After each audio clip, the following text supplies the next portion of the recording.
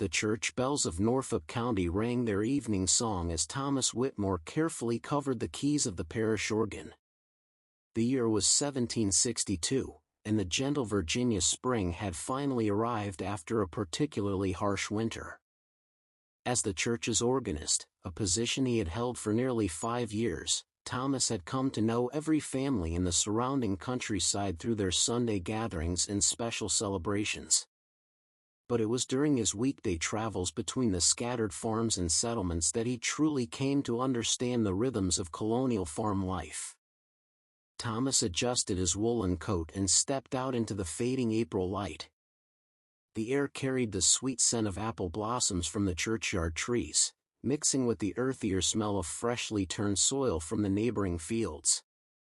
Farmers across the county had been preparing their land for weeks now, and the sight of their patient oxen pulling wooden plows across the dark Virginia earth had become as familiar to him as the notes of his favorite hymns. His small cottage sat just beyond the church grounds, a modest dwelling of hand-hewn logs chinked with clay and horsehair. As he walked the well-worn path home, Thomas reflected on how different his life was from that of the farmers who made up most of his congregation.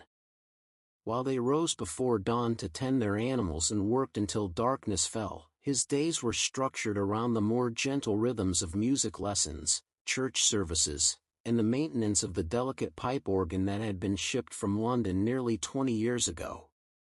The colonial farms surrounding Norfolk were substantial holdings, many averaging more than 400 acres.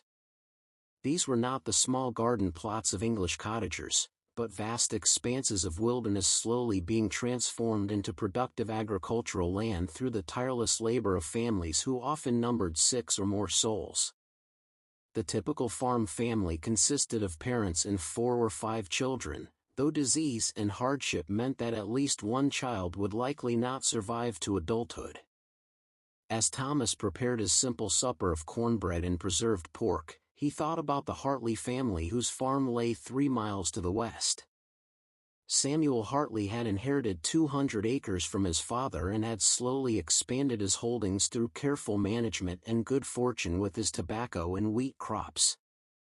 Like most successful farmers in the region, Samuel had diversified his agricultural pursuits, growing not just the staple grains but also maintaining extensive kitchen gardens, orchards, and livestock operations that provided for his family's needs throughout the year. The colonial farming life followed the ancient patterns of the seasons, but with adaptations necessitated by the New World's different climate and soil. Spring arrived with urgent demands. Fields needed plowing, seeds required planting, and the winter's accumulation of manure had to be hauled from the barnyard to fertilize the fields. Thomas had often watched farmers loading their carts with the pungent mixture of straw and animal waste, understanding that this backbreaking work was essential for ensuring good harvests come autumn. The plowing itself was an art passed down from father to son. The wooden moldboard plows of the era, the most common type being those with wooden boards that lifted and turned the soil, required skill to operate effectively. A good plowman knew how to read the land, understanding where the soil was too wet or too dry, where rocks might damage the plow's wooden parts, and how deep to cut the furrows for different crops. The patient oxen that pulled these plows were among a farm's most valuable assets, their strength and endurance making possible the cultivation of the extensive acreage that colonial farms required. After plowing came harrowing, the process of breaking up the large clods of earth and creating a finer tilth suitable for planting. The harrows of the period were simple wooden frames with wooden or iron teeth that were dragged across the plowed fields. This work, too, required skill and timing. Done too early and the soil would be too wet and clumpy, too late and it would be too dry and hard. The actual planting of crops was perhaps the most critical task of the farming year, with no room for error in an era before modern agricultural science. Farmers sowed their grain by hand, walking up and down the prepared fields with bags of seeds slung over their shoulders, broadcasting the seeds with practiced sweeping motions of their arms. The best sowers developed an almost mystical ability to spread the seed evenly, ensuring that no part of the field was too thickly or thinly sown. Thomas had observed this ancient ritual many times, watching as farmers like Samuel Hartley moved across their fields with an almost dance-like rhythm, their movements synchronized with their breathing and their steps.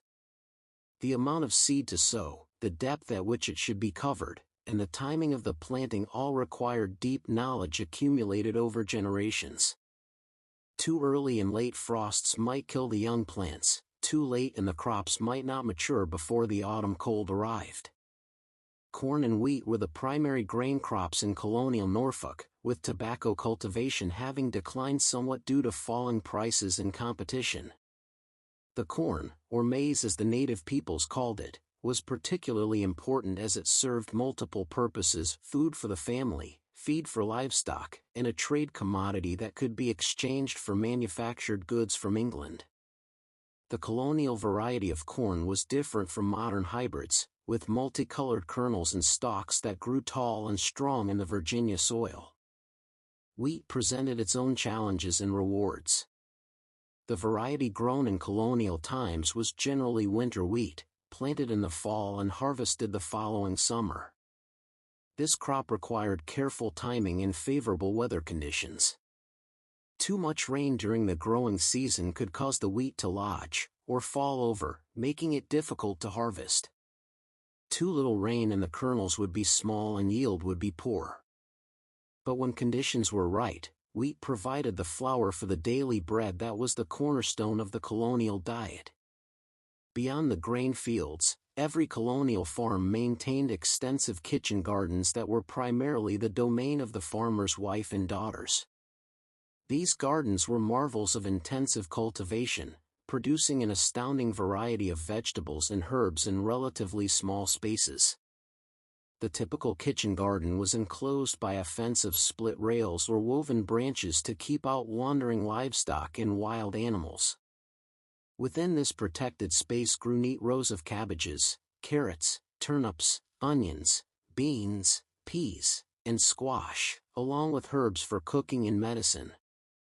The preservation of food was a constant concern in an era before refrigeration, and colonial farm families had developed numerous methods for ensuring year-round food security. Thomas had learned much about these techniques from the farm wives in his congregation, who took great pride in their well-stocked pantries and root cellars. Smoking was one of the primary methods for preserving meat, particularly pork, which was the most common source of animal protein on colonial farms. The process began with the autumn slaughter, usually timed for the first hard freeze when the cold weather would help preserve the meat during processing. The hogs, which had been fattened on corn and allowed to forage for acorns and chestnuts in the woods, would be killed, scalded, and scraped clean. Every part of the animal was used: the blood for black pudding, the intestines for sausage casings, the fat for lard and soap making, even the bristles for brushes. The hams and bacon sides would be first cured with salt, sometimes mixed with sugar and spices, then hung in the smokehouse. These small buildings, usually built of logs or stone, were designed to maintain a steady, cool smoke from smoldering hardwood fires. Hickory was the preferred wood in Virginia, imparting a distinctive flavor to the meat. The smoking process could take weeks, during which time the meat had to be carefully monitored to ensure it neither dried out too much nor remained too moist and susceptible to spoilage. Salt curing was another essential preservation technique, used not just for meat but also for fish and vegetables. The salt, which was a valuable commodity often imported from the West Indies, drew moisture from the food, creating an environment hostile to bacteria and decay.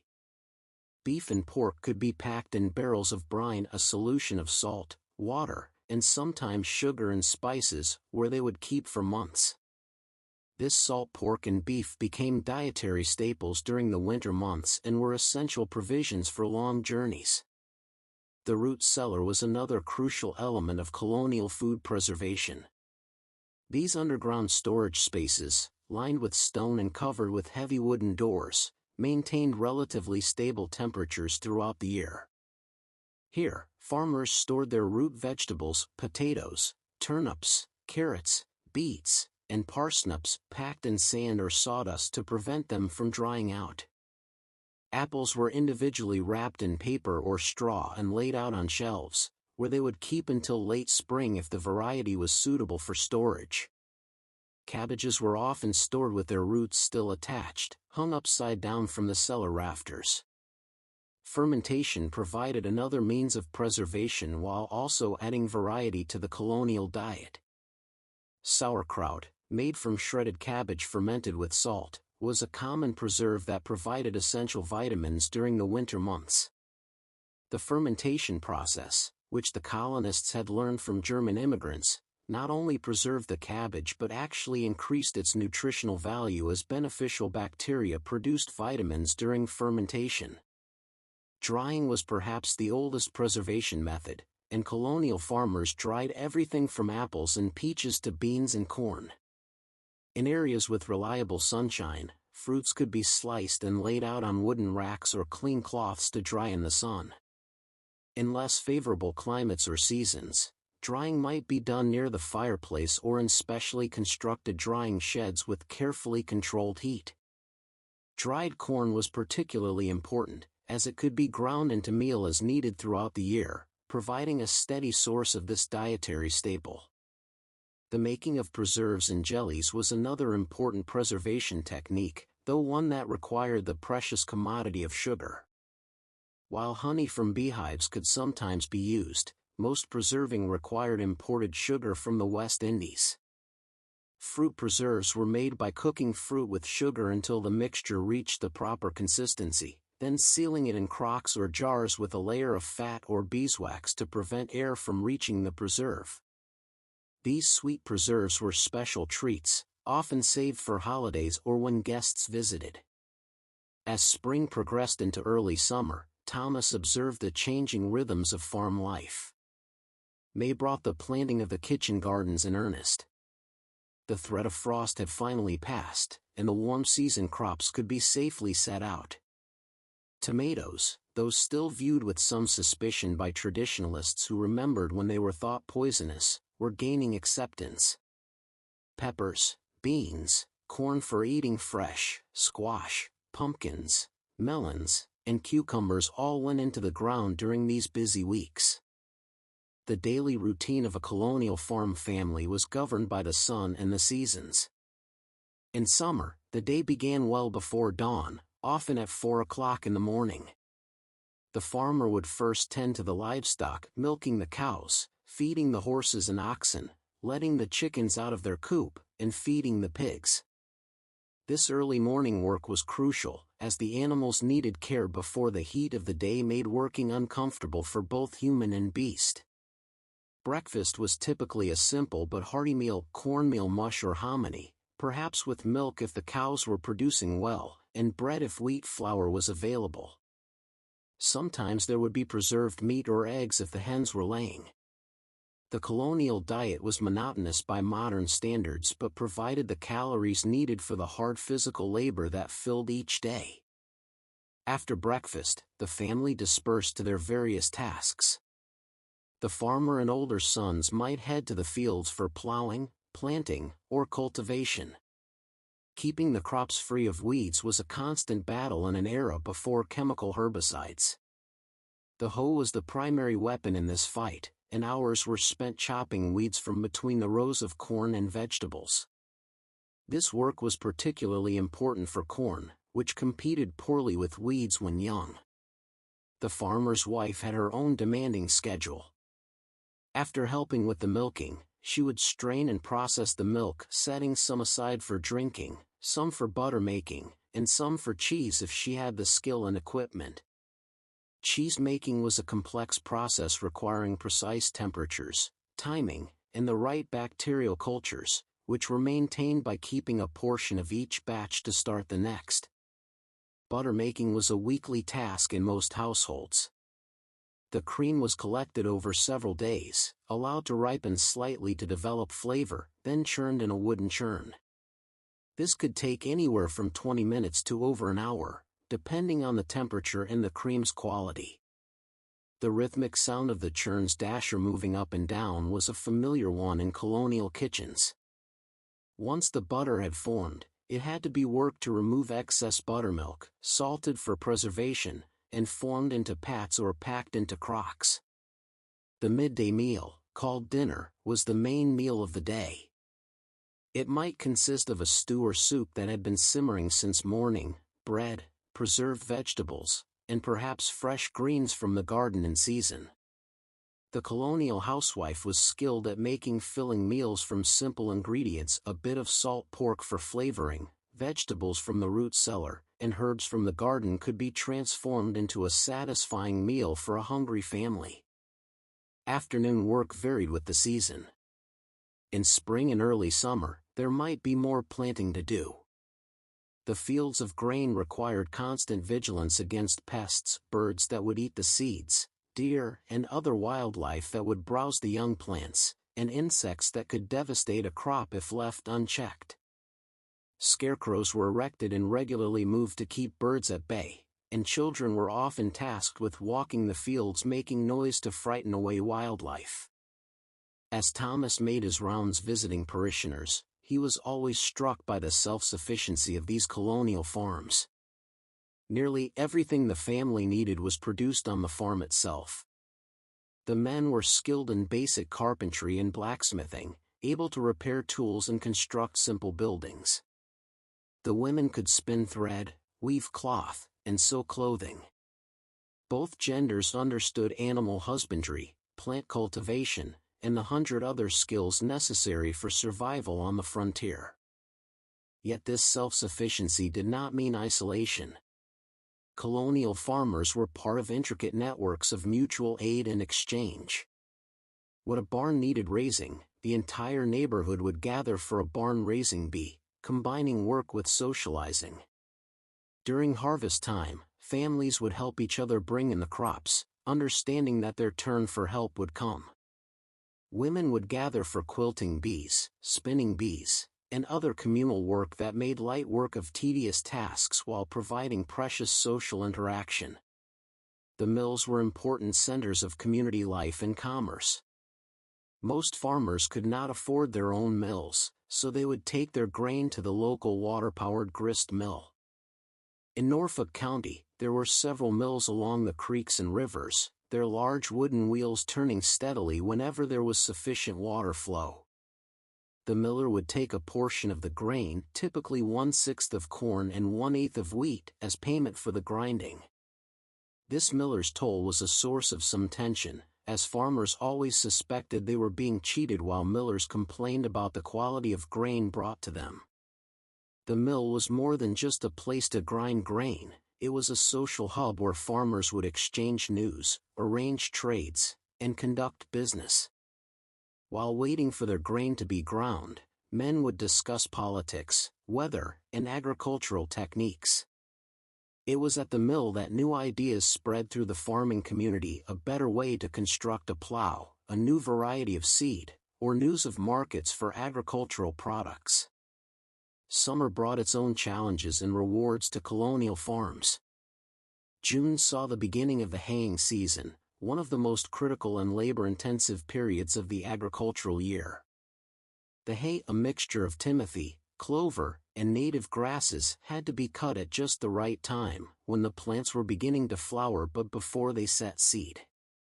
Too early and the hay would lack nutrition, too late and it would be tough and unpalatable to livestock. The cutting was done with scythes, long curved blades attached to wooden handles called snaths. A skilled man with a scythe could cut an impressive amount of hay in a day, but it was exhausting work.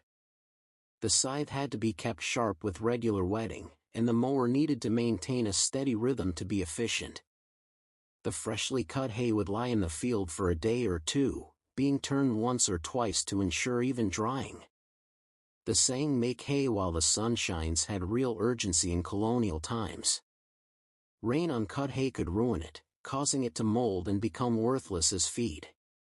When the hay was properly dried, it would be gathered with wooden rakes and formed into small piles called haycocks.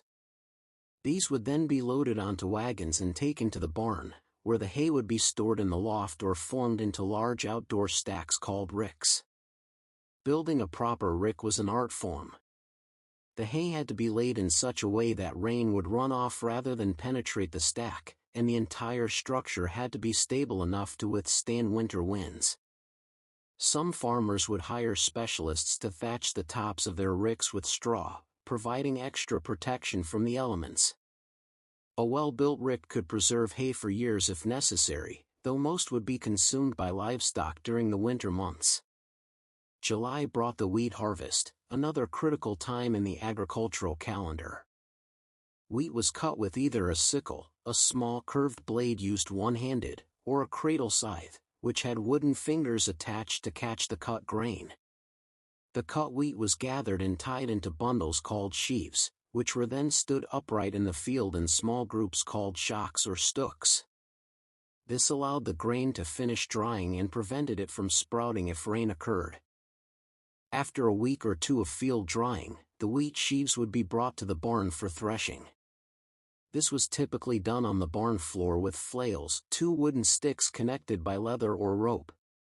The rhythmic beating separated the grain from the stalks, and then the mixture would be winnowed by tossing it in the air on a breezy day or in front of a winnowing fan.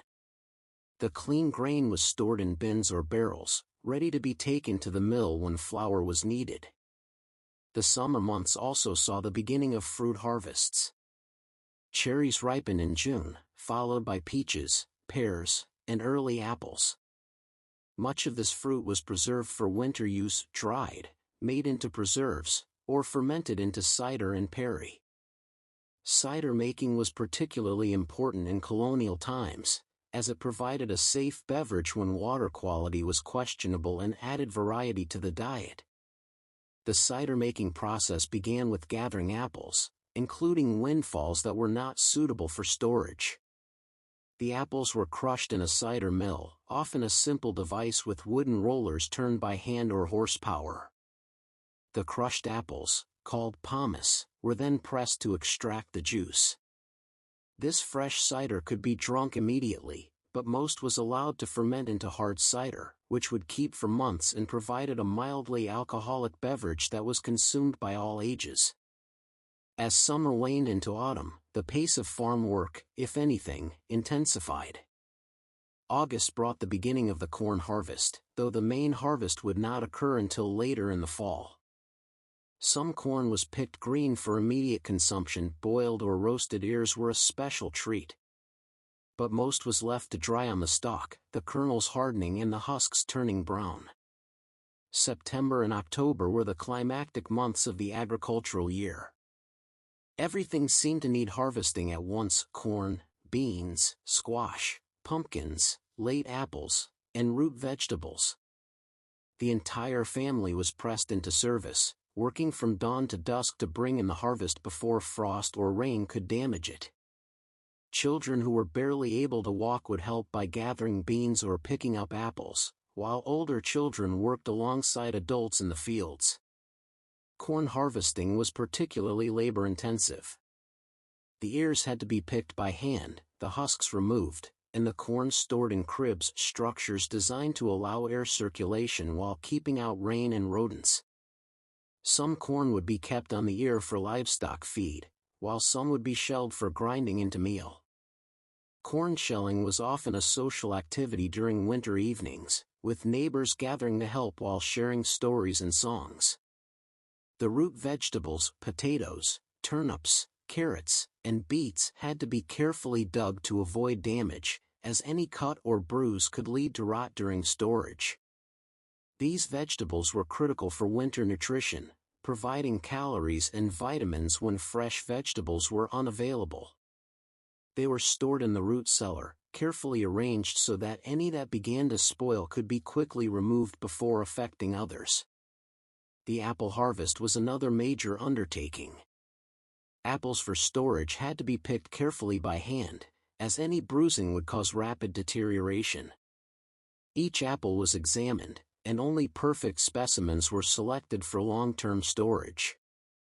These were wrapped individually and placed on shelves in the coolest part of the cellar, where some varieties would keep until the following spring. Damaged or imperfect apples were used immediately for sauce, butter, or cider. Apple butter making was a community affair that could take all day. Bushels of apples were peeled, cored, and cooked down in large copper kettles over outdoor fires. The mixture had to be stirred constantly to prevent burning, a job that was shared among family and neighbors. Sugar and spices, cinnamon, cloves, and allspice were added according to family recipes passed down through generations. The finished apple butter was sealed in crocks and would provide a sweet spread for bread throughout the winter. November brought the final harvests and preparations for winter. The livestock that would not be kept through the winter were slaughtered, their meat preserved through smoking, salting, or drying. This was also when farmers would prepare their fields for the next year, perhaps plowing under crop residues or planting cover crops like rye or clover to protect and enrich the soil. The first Thanksgiving celebrations in colonial America were closely tied to these harvest activities. While the Pilgrims' 1621 feast is most famous, Thanksgiving observances were common throughout the colonies, though not yet standardized as a national holiday. These were times of genuine gratitude for successful harvests, combining religious thanksgiving with secular celebration. The typical Thanksgiving feast might include roasted fowl, wild turkey, goose, or duck along with vegetables from the harvest, fresh bread, and pies made from stored apples or preserved fruits. Thomas particularly remembered the Thanksgiving celebration of 1761, held at the Hartley farm after an especially bountiful harvest. The entire neighborhood had gathered, each family contributing dishes made from their own harvests. The tables, set up in the barn to accommodate the crowd, groaned under the weight of the feast. There was roasted pork and venison, chicken pies, dishes of squash and turnips, pickled vegetables, fresh bread and butter, apple pies, and pumpkin custards. But what struck Thomas most was not the abundance of food but the spirit of community and gratitude that pervaded the gathering. These people, who worked so hard for everything they had, understood the precarious nature of their existence. A bad harvest, severe weather, or disease among the livestock could mean hardship or even starvation. Their thanksgiving was genuine and deeply felt. Winter on colonial farms was not a time of rest but rather a season of different work. The livestock required daily care, feeding, watering, and mucking out stalls. In severe weather, animals might need to be brought into the barn, requiring even more intensive management. The precious hay stored during summer was carefully rationed to ensure it would last until spring pastures were ready. Wood cutting and splitting was a major winter occupation. A colonial family might burn 20 cords or more of wood during a winter for heating and cooking. Each cord represented days of labor felling trees, cutting them into lengths, splitting the logs, and stacking the wood to dry. The preferred firewood was hardwood like oak or hickory, which burned hot and long, but any available wood might be used. Indoor tasks occupied much of the winter days. Women spun thread from wool, flax, or cotton when it was available. The spinning wheel's rhythmic whir was a constant sound in colonial homes during winter evenings. The thread would later be woven into cloth on looms, a skill that not all women possessed but which was highly valued. Those who could weave might do so for neighbors in exchange for other goods or services. Men used winter days for tool repair and maintenance. Wooden plow handles were shaped and smoothed, metal tools were sharpened and repaired, and new implements were crafted. Harnesses were mended, and new rope was twisted from hemp fibers. These maintenance tasks were crucial for ensuring that everything would be ready when spring's urgent work began again. The shorter days of winter meant that much work was done by candlelight or the glow of the fire. Candle making itself was an important task, usually undertaken in autumn or early winter when animal fat from butchering was plentiful. The process was tedious, dipping wicks repeatedly in melted tallow to build up layers of wax, or pouring the tallow into molds. A family might need hundreds of candles to see them through the winter, and these were used sparingly as they represented hours of labor. Education, such as it was, often took place during winter evenings. Parents who could read would teach their children from the family Bible, often the only book in the house. Basic arithmetic was taught for practical purposes, measuring land, calculating crop yields, and conducting business.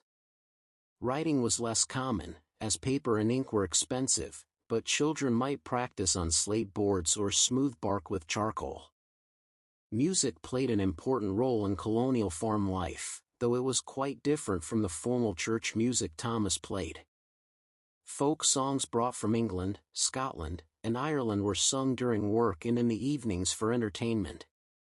Ballads told stories of love and loss, historical events, and moral lessons. Some farmers had simple instruments, a fiddle, a wooden flute, or a Jew's harp, and the ability to play was highly prized at social gatherings. The isolation of winter was broken by occasional social events. Despite the difficulty of travel on winter roads, families would gather for corn husking bees, apple paring bees, or quilting bees. These events combined necessary work with socializing, courtship opportunities for young people, and the exchange of news and information. A successful bee might process a family's entire corn crop or produce several quilts in a single day, work that would have taken weeks for a single family. Winter was also the season for planning and dreaming. Farmers would discuss what crops to plant in the spring, perhaps trying new varieties they had heard about at the mill or from traveling peddlers. They might plan improvements to their farms, a new barn, clearing additional fields, or digging a new well. These plans were often modest, as resources were limited, but the constant drive to improve and expand was characteristic of colonial farmers. The agricultural practices of colonial farmers were a mixture of traditional English methods and adaptations learned from Native Americans and through trial and error in the New World environment. The Three Sisters planting method, corn, beans, and squash grown together, was adopted from indigenous peoples and proved highly effective. The corn provided support for the beans, which fixed nitrogen in the soil, while the squash leaves shaded the ground, conserving moisture and suppressing weeds. Crop rotation was understood and practiced by the more progressive farmers, though not always systematically.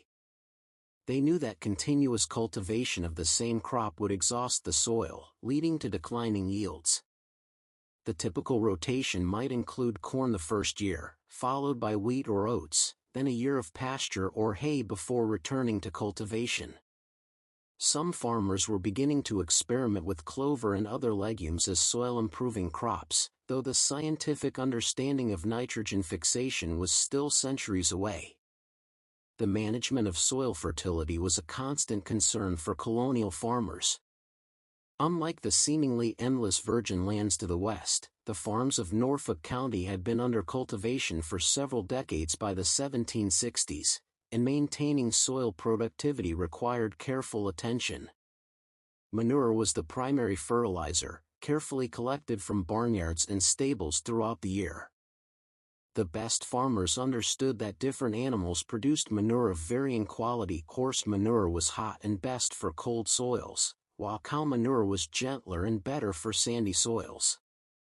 Chicken manure was prized for its high nutrient content but had to be used sparingly to avoid burning plants. Some farmers had begun experimenting with other soil amendments. Marl, a clay-rich mud found in certain creek beds, was spread on fields to improve soil structure. Lime, when available, was used to reduce soil acidity, though its benefits were understood more through observation than scientific knowledge. Fish were sometimes plowed into fields near rivers, a practice learned from Native Americans, providing rich organic matter as they decomposed. The colonial farmer's relationship with weather was intimate and anxious. Without modern forecasting, farmers relied on careful observation of natural signs and accumulated folklore. A ring around the moon might predict rain within 3 days. The behavior of animals, cows lying down, birds flying low, or ants building up their hills, were all carefully noted as potential weather indicators. The Farmer's Almanac, when a family could afford one, was consulted religiously for its long-range predictions and planting guides based on lunar phases. Thomas had observed how these weather predictions and agricultural decisions were often topics of heated discussion after church services.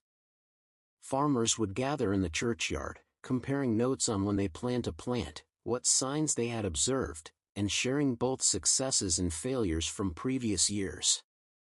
These informal exchanges of information were crucial for the spread of agricultural knowledge in an era before agricultural extension services or scientific farming journals.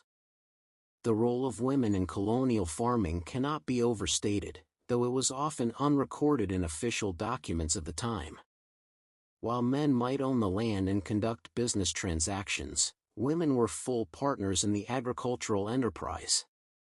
Beyond their work in the kitchen gardens and dairy, women often managed poultry operations that could include dozens of chickens, geese, ducks, and turkeys.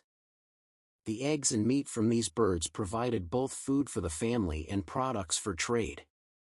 Martha Hartley, Samuel's wife, was particularly skilled in poultry management. She maintained detailed mental records of which hens were the best layers, which roosters produced the strongest offspring, and which birds were best for meat production. Her geese provided not just meat and eggs but also down for pillows and quills for writing. The feathers from all the poultry were carefully saved, cleaned, and used for bedding or traded to merchants. Women were also the primary healthcare providers on colonial farms. With doctors scarce and expensive, farm wives developed extensive knowledge of herbal medicine. Martha Hartley's medicine garden contained dozens of different plants: feverfew for headaches, willow bark for fever and pain, comfrey for wounds and broken bones, chamomile for stomach troubles, and echinacea for infections. She knew when to harvest each plant for maximum potency, how to properly dry and store them, and the correct preparations and dosages for various ailments. The preparation of these medicines was precise work. Tinctures were made by soaking herbs in alcohol, carefully strained and bottled. Salves were prepared by infusing herbs in lard or beeswax, creating ointments for wounds, burns, and skin conditions. Teas were blended for different purposes, some to aid sleep, others to ease childbirth, still others to treat colds and respiratory ailments. This knowledge was passed from mother to daughter, often supplemented by recipe books when literacy permitted. The colonial diet, while monotonous by modern standards, required considerable skill to prepare appetizingly. Cooking was done entirely over open fires or in brick ovens, requiring careful management of heat. The main cooking fireplace typically had several different areas: a hot spot directly over the flames for boiling, cooler areas to the sides for simmering, and often a brick oven built into the chimney for baking. The Dutch oven was an essential cooking implement, a heavy iron pot with legs and a tight-fitting lid. Coals could be placed both underneath and on top of the lid, creating an oven effect for baking bread, roasting meat, or cooking stews. Managing the temperature required experience. Too many coals and food would burn, too few and it would cook unevenly or not at all. Baking day was typically once a week, requiring careful planning and timing. The brick oven would be fired with a hot fire of dry wood, heating the bricks for several hours. The fire would then be raked out, the oven floor swept clean, and the residual heat would bake the week's bread, pies, and other baked goods. Temperature was judged by experience. Some bakers could tell by how quickly their hand became uncomfortable when placed briefly in the oven, others by tossing a handful of flour inside to see how quickly it browned. The daily bread was indeed daily for most colonial families, forming the backbone of most meals. The process of making bread began the night before, when the housewife would set a sponge, a mixture of flour, water, and yeast that would ferment overnight. The yeast itself was often maintained as a continuous culture, fed regularly with flour and water, or obtained from the foam of fermenting beer. In the morning, more flour would be added along with salt and perhaps a bit of lard or butter if available, and the dough would be kneaded thoroughly. Kneading was hard physical work, requiring strength and endurance to develop the gluten that would give the bread its structure. The dough would then be left to rise, punched down, shaped into loaves, and left to rise again before baking. A skilled housewife could judge each stage by look and feel: when the sponge was properly fermented, when the dough had been kneaded enough, when it had risen sufficiently. Beyond the basic wheat bread, colonial cooks prepared various other baked goods. Cornbread, made from the native grain, was common and came in many forms: chana cakes cooked on a griddle, corn pone baked in the ashes, and cornbread baked in pans. Rye bread was common in areas where wheat was difficult to grow, often mixed with cornmeal to create what was called rye and Indian bread. The preservation and cooking of meat required equal skill. Fresh meat was a luxury usually reserved for special occasions or the cooler months when preservation was easier. Most meat was preserved in some fashion: salted, smoked, or dried. The salt pork that was a dietary staple required careful preparation to be palatable. It would be soaked in several changes of water to remove excess salt, then often fried and used to flavor beans, greens, or stews. Sausage making was another important preservation technique, allowing the use of meat scraps and organs that might otherwise spoil quickly. The mixture of meat, fat, salt, and spices would be stuffed into cleaned intestines using a simple funnel and wooden plunger. These sausages could be smoked for longer preservation or cooked fresh. Each family had their own recipes for sausage seasoning, often reflecting their ethnic origins. German families might use more garlic and caraway, while English families preferred sage and thyme. The rendering of fat was another crucial process. After butchering, all the fat would be carefully trimmed from the carcasses and rendered down in large kettles. The clear liquid fat would be strained and stored in crocks, providing cooking fat for the entire year. The crispy bits left after rendering, called cracklings, were a special treat often mixed into cornbread or eaten fresh. Lard was the primary cooking fat, used for everything from frying to pastry making.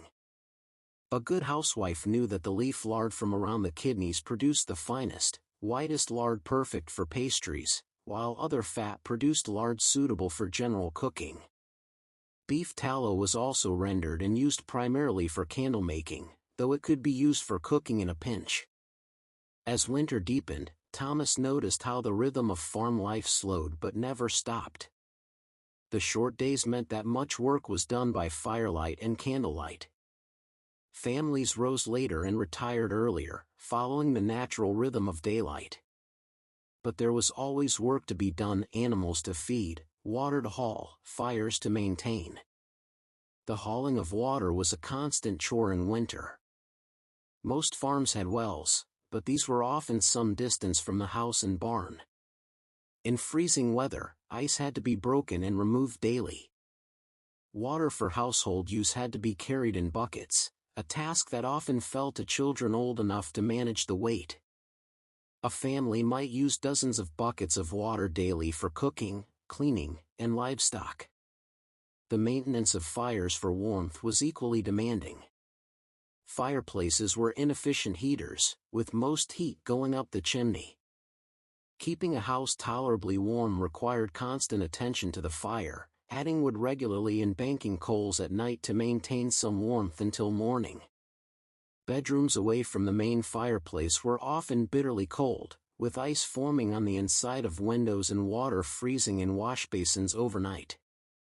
To cope with the cold, families used various strategies. Warming pans filled with coals were run between sheets to take the chill off before bedtime. Heated stones or bricks wrapped in cloth served as foot warmers. Beds were piled high with quilts and coverlets, often with bed curtains that could be drawn to trap body heat. Multiple family members might share beds for warmth, a practice that seemed natural in an era when privacy was a luxury few could afford. Winter evenings provided time for storytelling, an important means of entertainment and cultural transmission. Stories range from family history to folk tales brought from the old country to biblical narratives. Ghost stories and tales of witchcraft were popular despite, or perhaps because of religious prohibitions against believing in such things.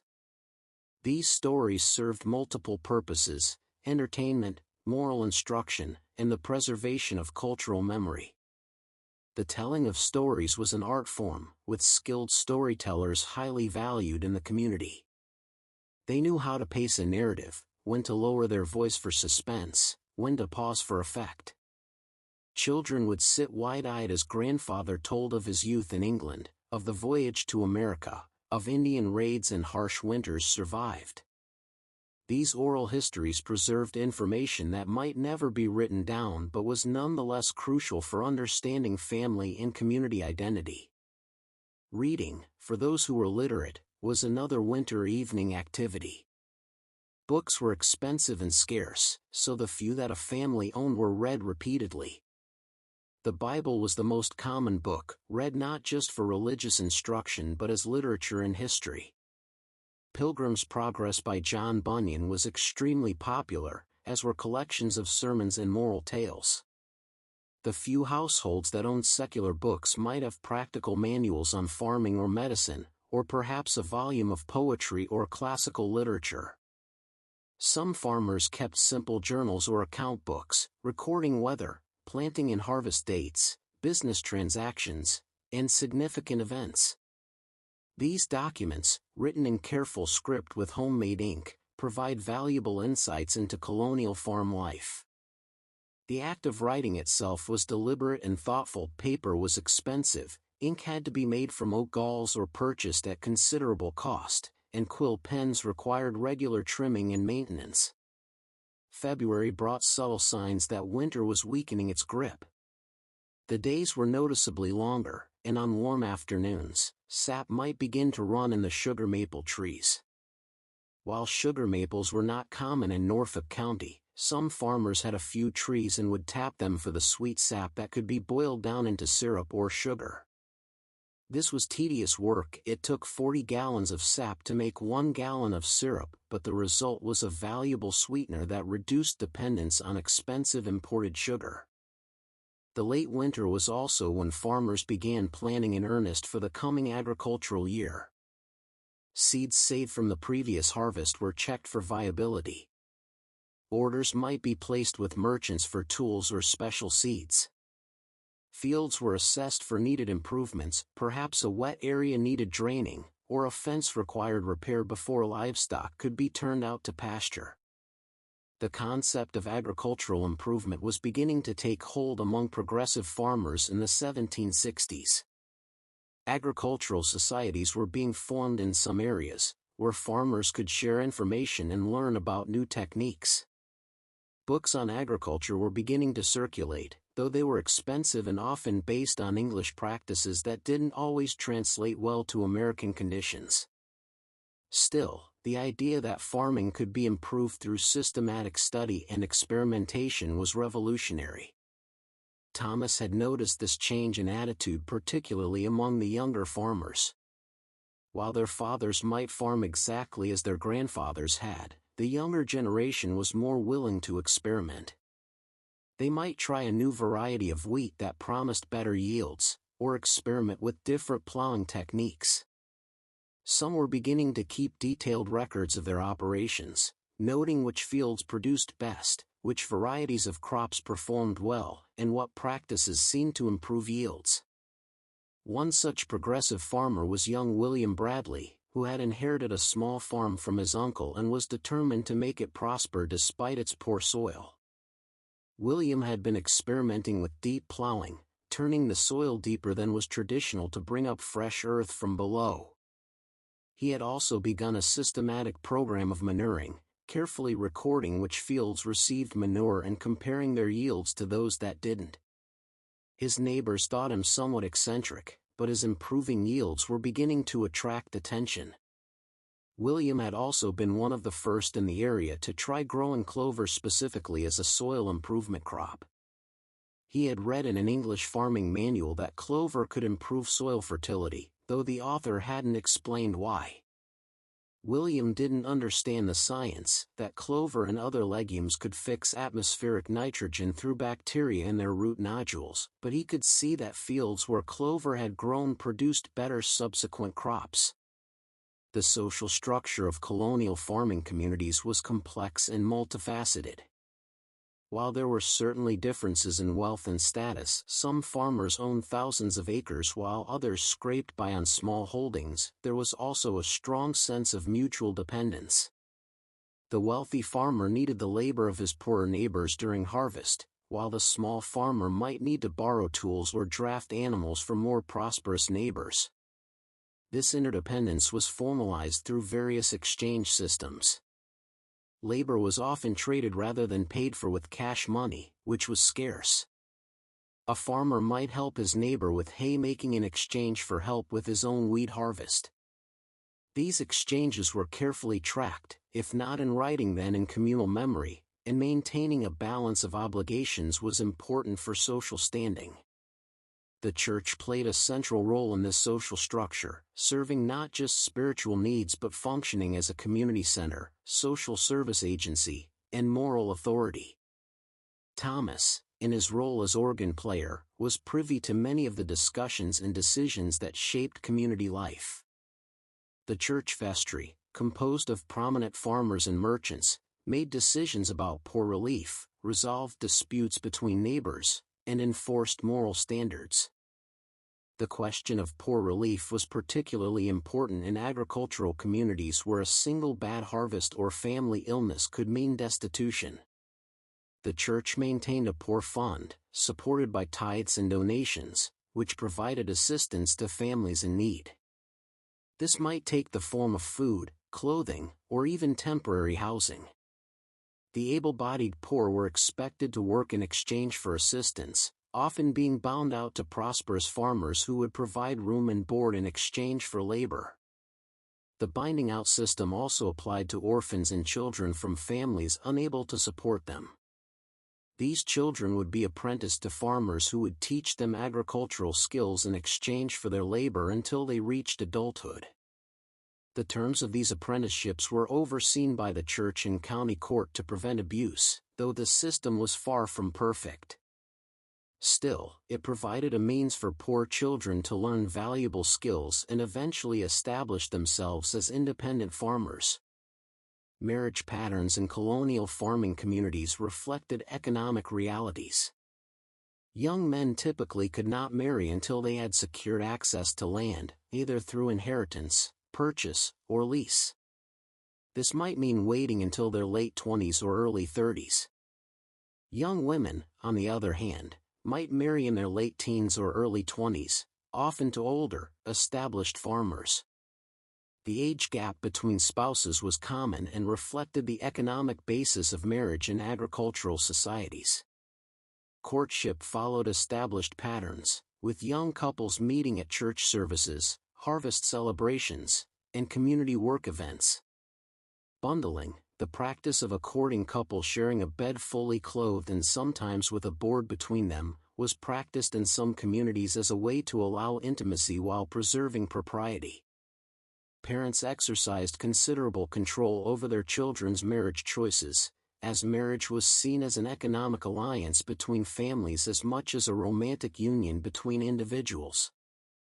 Weddings were significant community events, often timed for after harvest when food was plentiful and work less pressing. The celebration might last several days, with feasting, dancing, and various traditions designed to ensure fertility and prosperity for the new couple. The bride's portion, the goods, livestock, or money a woman brought to marriage, was carefully negotiated between families and could significantly impact a couple's prospects for success. Thomas had played at many such weddings, providing music for dancing and celebration. He remembered particularly the wedding of young Sarah Hartley to John Watson, a match that united two prosperous farming families. The celebration had lasted 3 days, with neighbors coming from miles around to participate. The feast had been extraordinary roasted meats, pies and cakes, preserved fruits, and special dishes that might only be prepared for such occasions. The chivalry, a raucous celebration on the wedding night involving noisemaking, pranks, and general merriment, was a tradition that both embarrassed and delighted young couples. The community would gather outside the newlyweds' home, banging pots and pans, singing bawdy songs, and demanding that the couple appear to receive good wishes and often more pranks. It was a way of formally recognizing the new union and integrating the couple into the adult community. Death, too, was a community affair in colonial farming society. When word spread that someone was dying, neighbors would gather to provide support and assistance. Women would help with nursing care and household tasks, while men might help with farm work to ensure animals were fed and urgent tasks completed. The dying person's room would rarely be empty, as friends and family maintained a death watch, praying and singing hymns. After death, the body would be washed and dressed by family and neighbors, usually women who specialized in this solemn duty. In warm weather, burial had to occur quickly, usually within a day or two. The local carpenter, who might be a farmer with woodworking skills, would construct a simple coffin. The burial service would be held at the church if possible, or at the gravesite if distance or weather prevented transporting the body. The funeral feast that followed burial was an important social ritual, allowing the community to support the bereaved family while also reaffirming social bonds. Food would be brought by neighbors: hams, pies, preserved fruits, breads, and cakes. The gathering might include stories about the deceased, hymn singing, and discussion of practical matters such as how to help the widow or orphans left behind. The agricultural year continued its eternal cycle, and as March arrived, the pace of farm life quickened noticeably. The spring plowing could begin as soon as the ground was dry enough to work without forming clods. This timing was critical. Plow too early and the soil structure would be damaged, too late and there wouldn't be time to properly prepare seed beds before optimal planting time. The maintenance and repair of plowing equipment was a crucial pre-season task.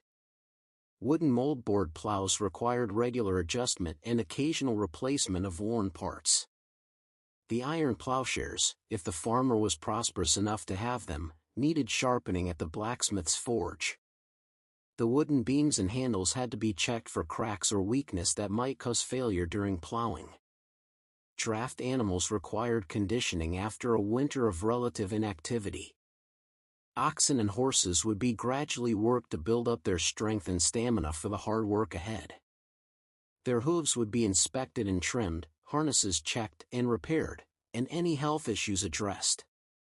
A lame ox or horse during plowing season could be catastrophic for a small farmer. The allocation of fields to different crops required careful consideration. The fertility of each field, its drainage characteristics, and its history of pest problems all factored into decisions. Corn typically went into the most fertile fields, often those that had been manured or had been in pasture the previous year. Wheat might go into fields that had grown corn the previous year, taking advantage of residual fertility. The poorest fields might be planted with rye or oats, crops that could tolerate less fertile conditions. As Thomas made his rounds in the spring of 1763, he noticed changes in the colonial farming landscape. The long period of relative prosperity had allowed many farmers to expand and improve their operations. New barns were being built, larger and more sophisticated than the simple structures of a generation ago. Some farmers were experimenting with new crops, a few were trying potatoes on a larger scale, though many still viewed them with suspicion. The 7 Years' War had recently ended, and its effects were being felt in farming communities. Some young men who had served in the militia had returned with new ideas and experiences.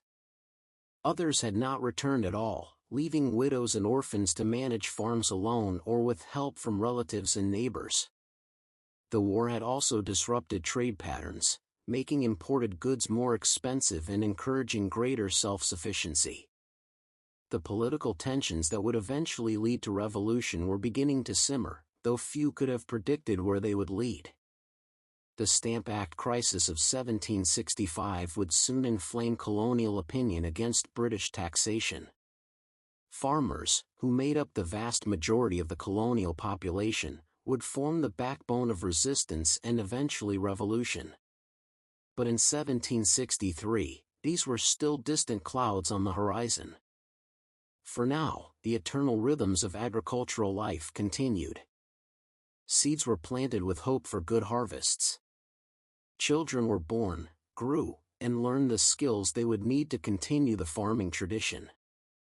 The soil was worked, crops were tended, and food was preserved against future need. The colonial farmers of Norfolk County, like their counterparts throughout British North America, continued their patient work of transforming wilderness into productive agricultural land. As spring turned toward summer, Thomas reflected on the remarkable resilience and ingenuity of these farming families. With simple tools and traditional knowledge, they had created a sustainable agricultural system that provided not just subsistence but the foundation for a growing colonial economy. The surplus grain they produced fed urban populations. Their tobacco and other cash crops provided exports to pay for manufactured goods, and their large families provided the population growth that was pushing the frontier ever westward. The kitchen gardens were now in full production, providing fresh vegetables for the table after months of preserved foods. The sight of green peas, tender lettuce, and young carrots was welcome indeed. Women and children spent hours tending these gardens, hoeing weeds, watering during dry spells, and battling the constant depredations of insects and animals. Pest control in the colonial era required constant vigilance and creative solutions. Insects were picked off by hand, a tedious but necessary task often assigned to children. Some farmers had learned from Native Americans to plant certain herbs and flowers that repelled insects. Marigolds were planted among vegetables to deter aphids, while tansy was used to repel ants and flies. Wood ash was sometimes dusted on plants to deter beetles and other pests. Birds presented both benefits and challenges. While they ate many harmful insects, they also could devastate grain crops and berry harvests. Children were often stationed in fields with noisemakers to scare away birds, a job that required patience and attention but provided young ones with a sense of contributing to the family's welfare. Scarecrows were constructed and regularly moved to maintain their effectiveness. The summer of 1763 proved to be a good growing season in Norfolk County. Adequate rainfall and moderate temperatures produced excellent crops. The corn stood tall and green, its leaves rustling in the warm breeze. The wheat fields turned golden as summer progressed, promising good yields. The kitchen gardens produced abundantly, requiring constant harvesting and preservation work to prevent waste. Food preservation intensified as summer crops matured. Beans were picked and dried for winter storage. Cucumbers were made into pickles using precious salt and vinegar. Berries were preserved as jams and jellies, though the scarcity and cost of sugar meant these were special treats. Some families had learned to preserve fruits and spirits, creating brandied peaches or rum-soaked cherries that would last for years. The dairy work of summer was particularly demanding. Cows produced more milk on fresh pasture, but the warm weather also meant milk spoiled quickly. Cheese making and butter production had to be done early in the morning when temperatures were coolest. Spring houses, small structures built over cold springs, provided some refrigeration for dairy products, but these were luxuries not all farms possessed. The making of cheese was both art and science. The milk had to be at just the right temperature when rennet was added to form curds. The curds were then pressed to remove whey, salted, and aged. Different pressing times, salt quantities, and aging conditions produced different types of cheese.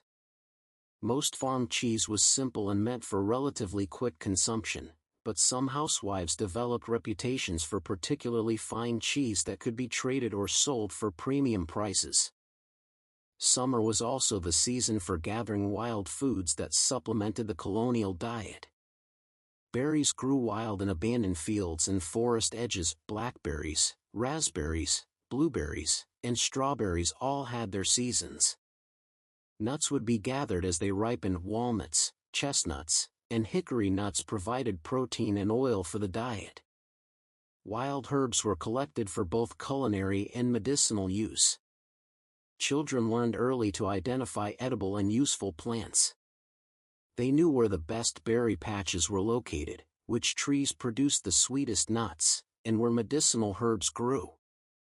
This knowledge was passed down through generations, each adding their own discoveries and experiences. The gathering of wild foods was often a social activity, with groups of women and children going together for safety and companionship. Fishing and hunting supplemented the diet year-round but were particularly important during certain seasons. Spring fish runs brought shad and herring up the rivers in enormous numbers. Families would work together to catch and preserve hundreds of pounds of fish, salting them in barrels for later consumption. The fish also provided valuable fertilizer for fields, continuing the Native American practice of burying fish with corn seeds. Hunting was primarily a male activity, though women and children participated in processing the game.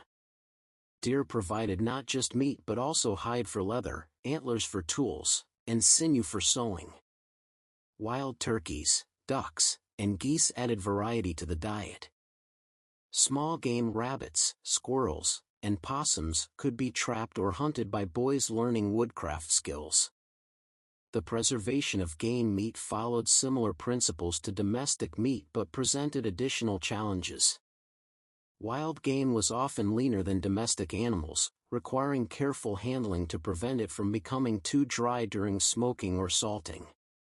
Some game, particularly bear and wild boar, had strong flavors that required special preparation.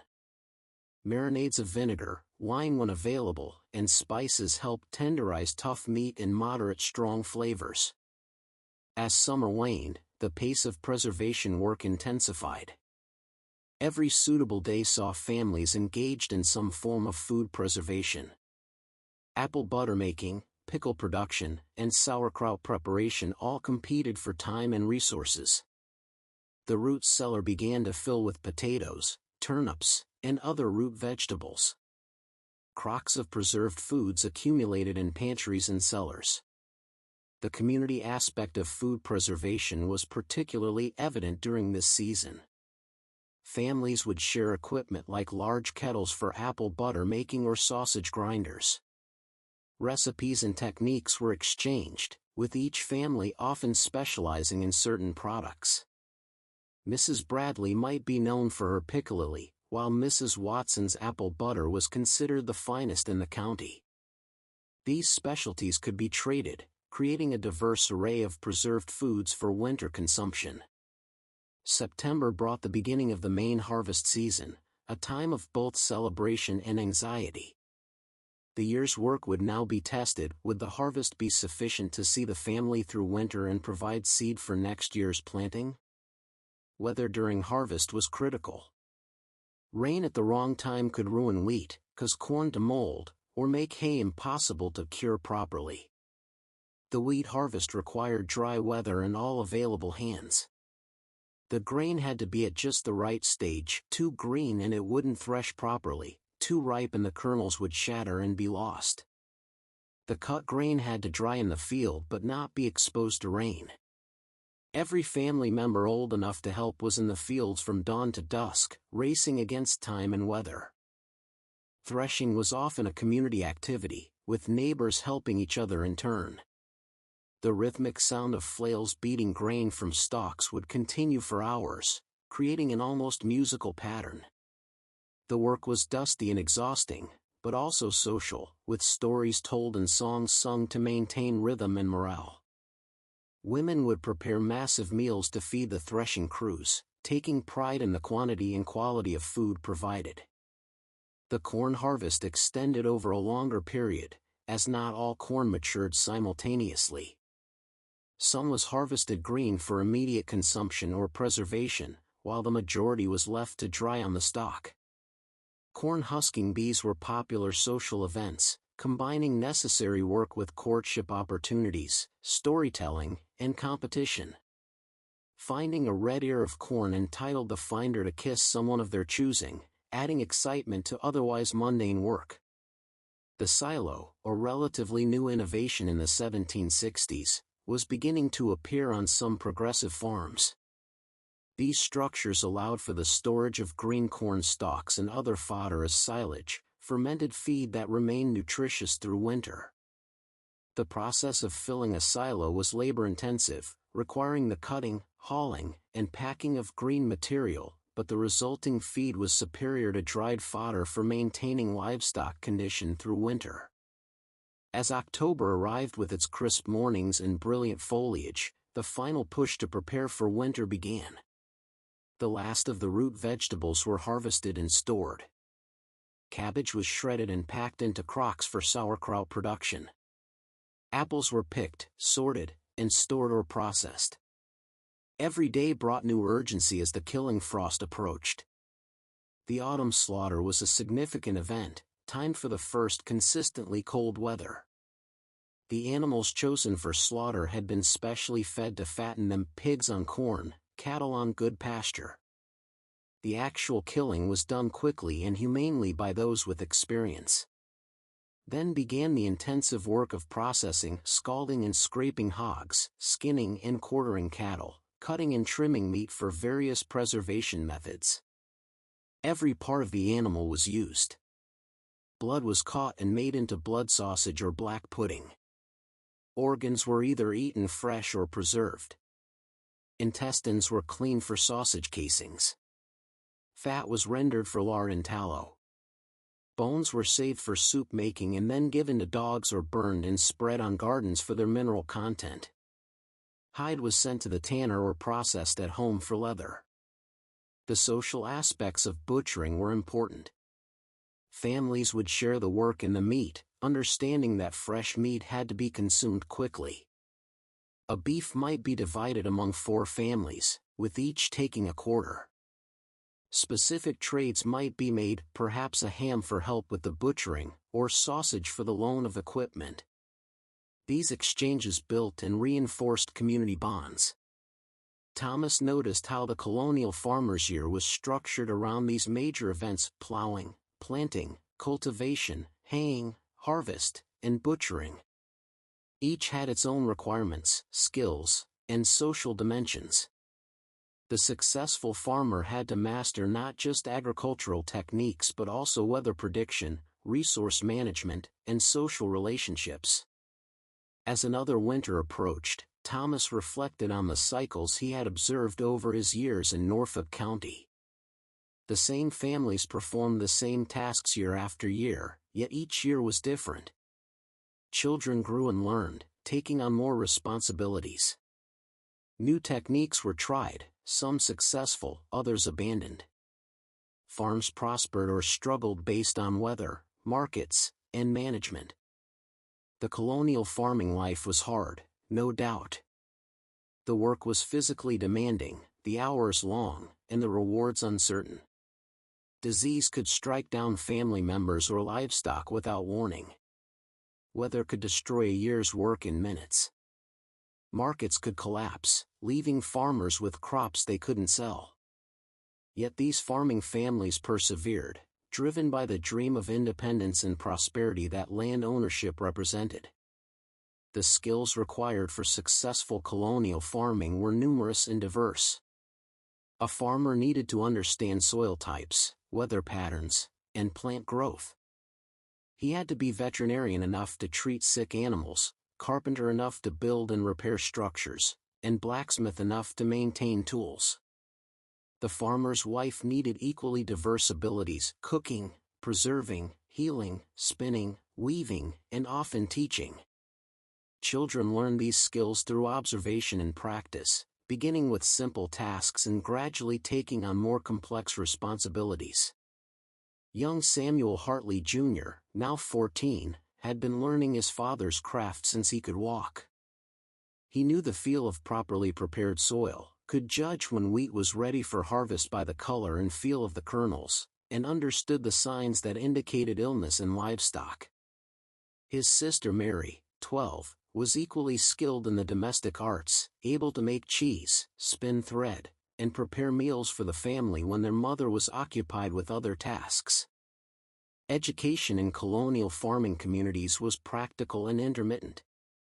During winter months, when farm work was lighter, some communities might employ a schoolmaster to teach basic reading, writing, and arithmetic.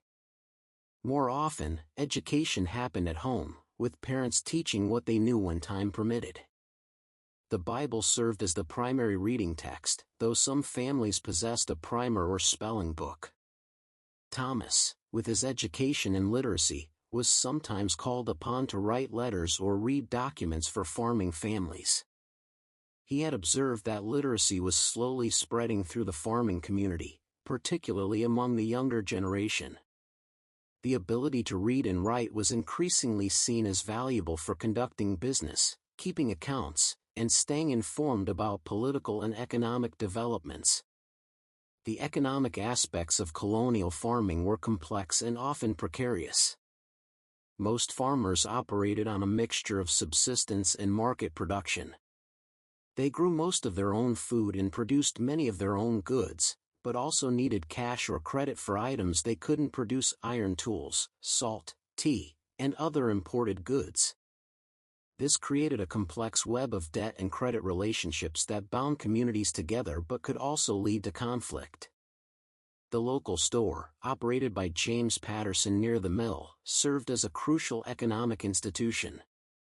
Patterson extended credit to farmers against their future crops, providing needed goods in exchange for promises of grain, tobacco, or other products. His ledger books recorded intricate networks of debt and payment, with some accounts running for years before being settled. The system worked reasonably well when harvests were good and prices stable, but could lead to hardship when either failed. Tobacco, once the dominant cash crop in Virginia, had become less profitable due to soil exhaustion and falling prices. Many Norfolk County farmers had shifted to grain production, particularly wheat for export to the West Indies and Southern Europe. This transition required new skills and equipment. Wheat demanded different soil preparation, harvesting techniques, and storage methods than tobacco. The marketing of agricultural products was challenging in an era of poor transportation and limited information. Farmers might haul their wheat to Norfolk town, a journey of 1 or 2 days depending on location, only to find that prices had fallen or that merchants weren't buying. Some farmers formed informal cooperatives, pooling their crops to negotiate better prices and share transportation costs. Currency was a constant problem in colonial America. Spanish pieces of 8, British pounds, and various colonial currencies all circulated, along with personal notes and bonds. Many transactions were conducted through barter or book credit rather than cash exchange. A farmer might trade wheat for store goods, labor for tool use, or butter for cloth, with values carefully negotiated and remembered. The question of land ownership and inheritance shaped many decisions in farming families. Under the system of primogeniture still practiced by some families, the eldest son inherited the farm intact. Other families practiced partible inheritance, dividing land among all sons and sometimes providing daughters with movable property or cash equivalents. These decisions could lead to family conflicts but were necessary for maintaining viable farm sizes. Young men without inheritance prospects had several options. They might work as farm laborers, saving money to purchase their own land. They could apprentice to a trade, though opportunities were limited in rural areas. Many chose to move west to the frontier, where land was cheaper though life was harder and more dangerous. Some joined the military or went to sea, sending money home when possible. Marriage strategies were closely tied to land and inheritance. A young man with good land prospects was desirable regardless of personal qualities. A young woman with a substantial dowry could marry into a better situation. Second marriages were common due to high mortality rates, and these often involved complex negotiations about property and the rights of children from previous marriages.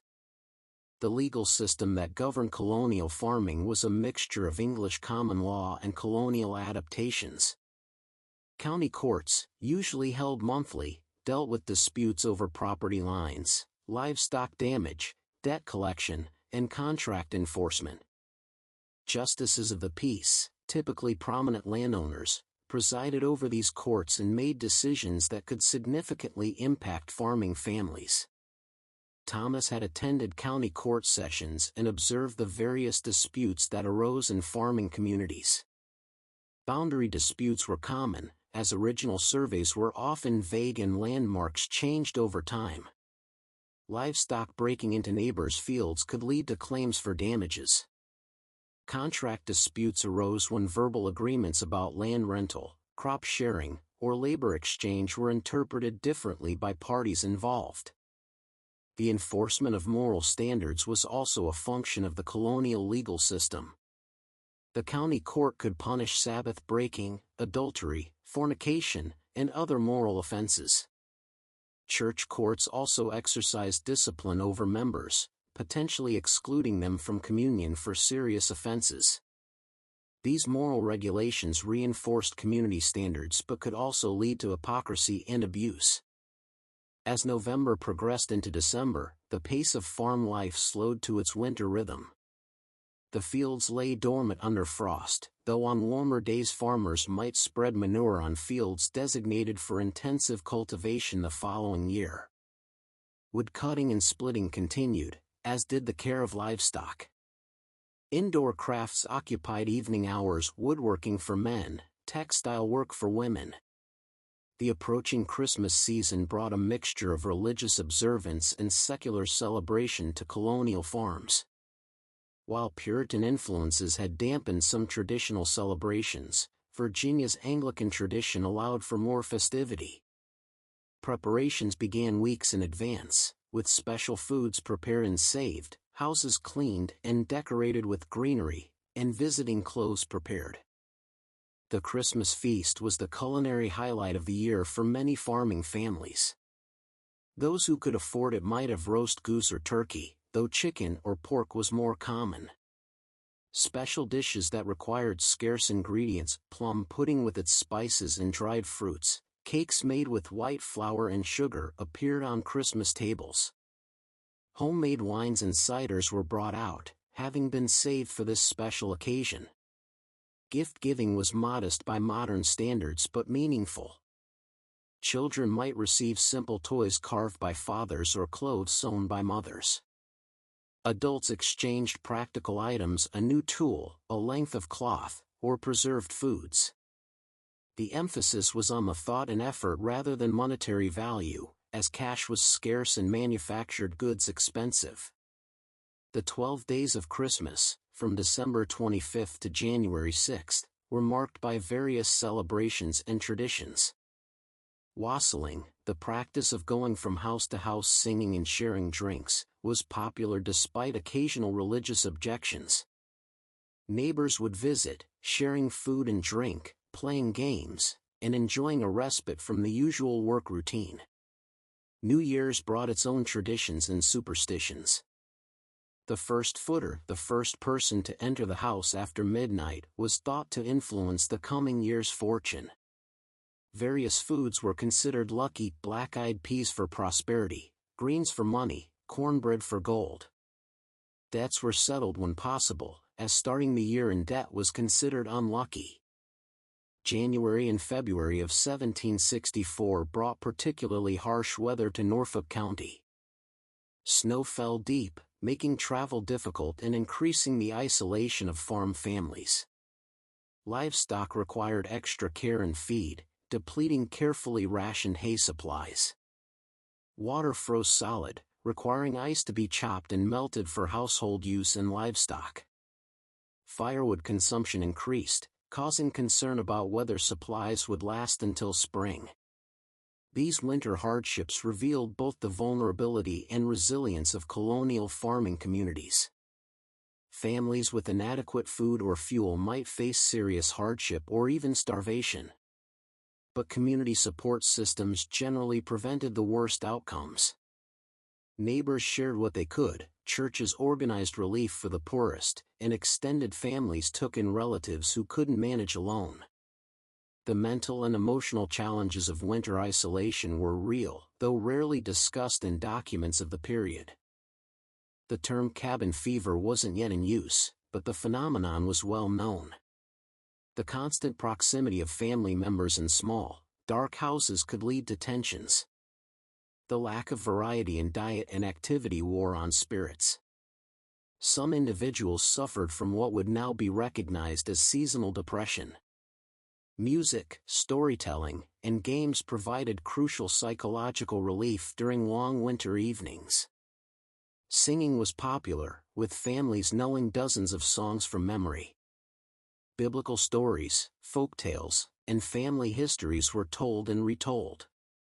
Simple games, checkers, cards when available, and various word games provided entertainment and mental stimulation. The role of religion in providing meaning and structure to farm life cannot be overstated. Daily prayers, Bible reading, and Sunday services gave rhythm and purpose to existence. The promise of eternal reward helped farmers endure earthly hardships. Church communities provided social support and identity. Religious beliefs influenced everything from child-rearing practices to business ethics. Thomas, through his role in the church, saw how faith sustained farming families through difficulties. When children died, as they too often did, religious belief provided comfort. When crops failed, faith provided hope for better times. When conflicts arose, religious teachings about forgiveness and reconciliation helped restore community harmony. The gradual approach of spring in 1764 brought renewed energy and optimism. As days lengthened and temperatures moderated, farmers began preparing for another agricultural year. Tools were sharpened, seeds were tested for germination, and plans were made for the coming season's crops. The eternal cycle of plowing, planting, and harvesting would soon begin again. The story of colonial farming was ultimately one of transformation of wilderness into productive land, of Europeans into Americans, of traditional practices into new adaptations. The farmers of Norfolk County and places like it across colonial America were creating a new society, one that blended Old World knowledge with New World conditions. Through their patient labor, colonial farmers were laying the foundation for American agriculture. Their children and grandchildren would push westward, carrying agricultural knowledge and techniques across the continent. The values they embodied, hard work, self-reliance, community cooperation, and connection to the land, would become part of American cultural identity. As Thomas prepared for Easter services in April 1764, he reflected on his years observing and participating in this farming community. He had seen children born and raised, learning the ancient arts of agriculture. He had witnessed good harvests and bad, celebrations and mournings, conflicts and reconciliations.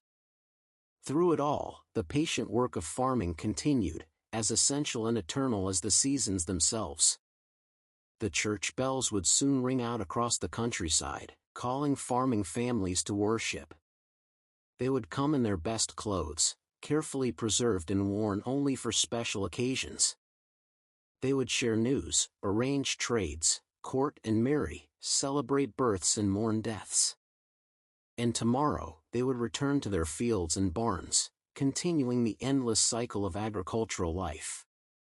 The colonial farmers of 1764 could not know what the future held, that within a dozen years they would be citizens of an independent nation, that their agricultural surplus would help feed a revolution, that their descendants would spread across a continent. They knew only the immediate demands of soil and season, family and community. Yet in their daily labors, these colonial farmers were building more than just farms.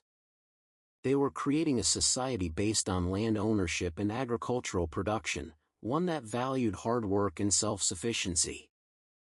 They were adapting European agricultural traditions to American conditions, creating new practices that would endure for generations. The preservation techniques they perfected would feed families until the advent of refrigeration. The community structures they created would sustain rural America through tremendous changes. The values they embodied would become part of the American character, even as the nation urbanized and industrialized. As spring fully arrived in Norfolk County, the fields came alive with activity once again. Plows cut through the soil, seeds were planted with hope for good harvests, and the eternal cycle continued.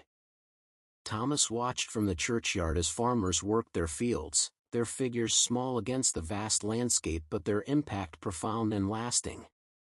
The colonial farmers of Norfolk County and throughout America were ordinary people doing extraordinary things. Through their labor, knowledge, and perseverance, they were feeding families, building communities, and creating a nation. Their story, played out in countless variations across the colonies, was the foundation upon which American society would be built. The sun was setting now over the Virginia countryside, painting the sky in shades of gold and pink. The day's work was ending, and farming families would soon gather for their evening meals. Candles would be lit against the gathering darkness, prayers would be said, and simple food would be shared with gratitude. Tomorrow would bring new challenges and opportunities, as every day did in colonial farming life. Fields would need tending, animals would require care, and the endless work of food production and preservation would continue. But tonight, there would be rest, the satisfaction of honest work completed, and the comfort of family and home. As Thomas walked home from the church, he could hear the evening sounds of the farming community, cattle lowing as they were brought in for milking, chickens settling onto their roosts, dogs barking at passing travelers. Smoke rose from chimneys as evening fires were kindled, and the smell of cooking food drifted on the air. These were the rhythms of colonial farm life, predictable yet never monotonous, demanding yet rewarding, individual yet communal. Each family worked their own land, made their own decisions, succeeded or failed by their own efforts. Yet they were bound together by mutual need, shared values, and common challenges. The colonial farmer's life was not romantic or easy. It demanded constant physical labor, provided few luxuries, and offered no guarantees of success.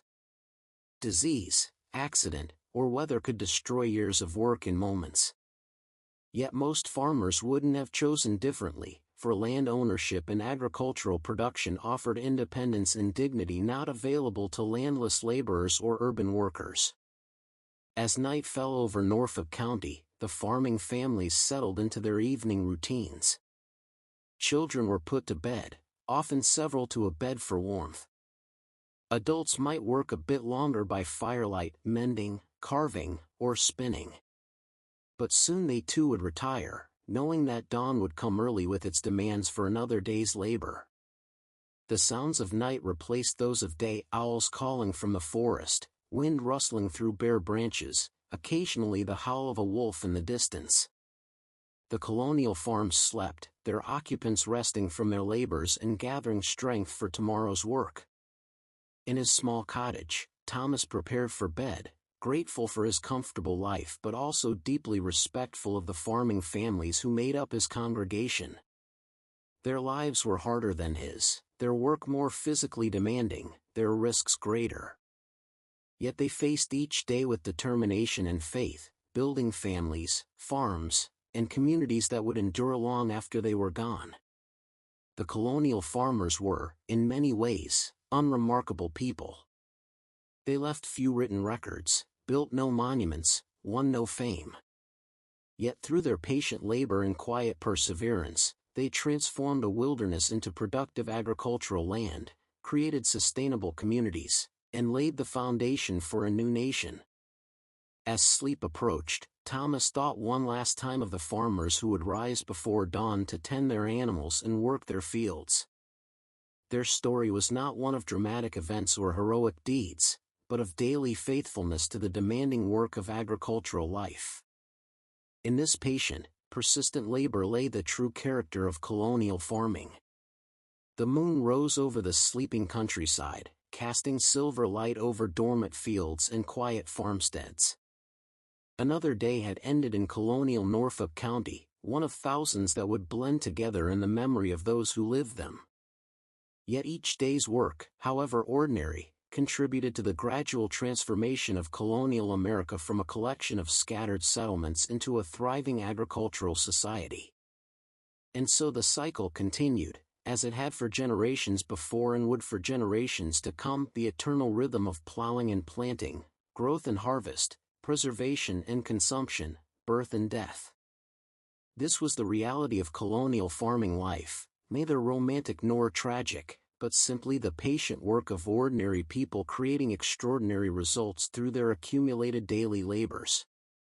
The colonial farmers of Norfolk County slept peacefully in their beds, tired from the day's work but ready to rise again tomorrow to continue their ancient calling. Their story, multiplied across thousands of farms throughout colonial America, was the foundation upon which a new nation would be built, one farm, one family, one harvest at a time.